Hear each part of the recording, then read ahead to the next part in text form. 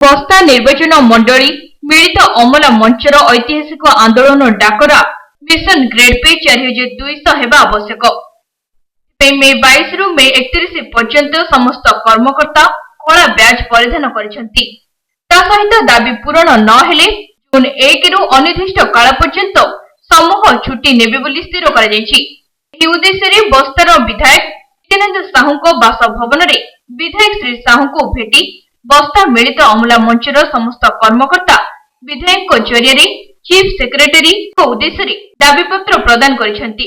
आमे आस्तिलु मान्यवर विधायक बस्ता को माध्यम रे सरकार को मुख्यमंत्री एवं चीफ सेक्रेटरी को दवा पई हमर मेमोरेंडम दवा पई आस्तिलु।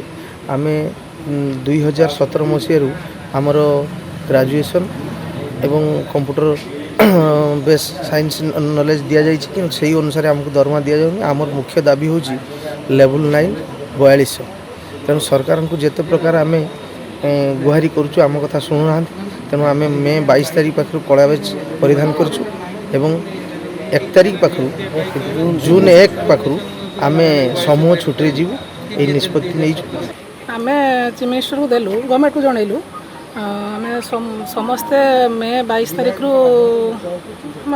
विधायक माध्यम गवर्नमेंट को जनइलु मे 22 तारीख रु आम समस्ते कला ब्याज लगेचु कहीं आमर दरमार परिवर्तन आम सब पिओन सांगे दरमा पाऊँ जहाँ ग्रेड पे आम 100 टका अधिक ग्रेड पे अच्छी तो आम ग्रेड पे परिवर्तन आम कहूँ 9300 बेसिक 4200 ग्रेड पे हवा दरकार से आम 22 तारीख कला ब्याज पिंचु आसंता 1 तारीख समूह छुट्टी रही आमर मिलित अमला मंचर जो मेमोरेंडमटा मुख्यमंत्री को उद्देश्य रे आम दाबी पत्रटा देलु विधायक महोदय पाखे आमर 22 रु कि अच्छी कला बेच धारणा माने कला बेच परिधान करके आम ऑफिस जाऊँ सरकार किसी एत पर्यंत तार समस्या कि संघर किसी आशानुरूपक फल मिलनी जदि आमर सरकार 31 तारीख सुधा न शुणती 1 तारीख पाखु आम समूह छुट्टी समस्त अमला समूह छुट्टी जी यहीटा आमर मेमोरेंडम आम विधायक को देलु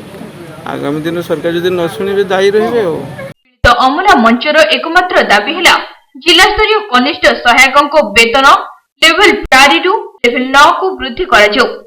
बस्तारू विष्णुपद पति रिपोर्ट तीर्थक्षेत्र लाइव।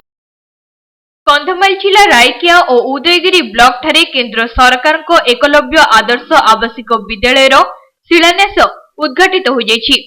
एही कार्यक्रम रे मुख्य अतिथि भाबे केंद्र मंत्री विश्वेश्वर टुडू उपस्थित रहितबे बेले अतिथि भाबे पूर्वतन विधायक करेंद्र माझी तहसीलदार अक्षय पाणी उडू जिला सभापति जगन्नाथ साहू रायकिया वीडियो शरचंद्र पात्र मंचस्थ थिले। केंद्र मंत्री विश्वेश्वर टुडूंक कर कमल रे एकलव्य आदर्श आवासिक विद्यालय शिलान्यास उद्घाटित होइतिला।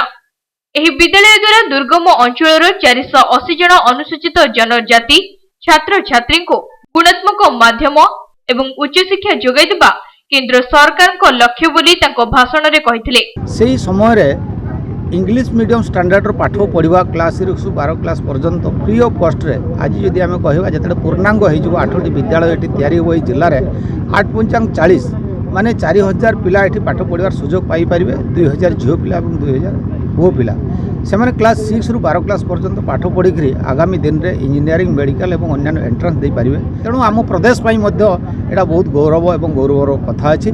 तेणु मु आग्रह रखी आम सचेतन हेबा आदिवासी भाई भौणी परिवार आम समस्ते यार लाभ केमती उठेबा एवं आमर पिला मानकु किपरि भाव में उन्नत मानर शिक्षा देकरी भविष्य में से पाठ पढ़ी बड़ मनीष हेबे एवं समाज पाई या राष्ट्र पाई समर्पित हेबे। जो गोमांडी ठारे एकलव्य आवासिक विद्यालय प्रतिष्ठा आज भूमिपूजन होता प्राय यही अंचल आदिवासी पिलामानंपाई गोटे सौभाग्य बहुत उपकृत हेबे जेहेतु ये अंचल एपरी गोटे अनुष्ठान नथिला।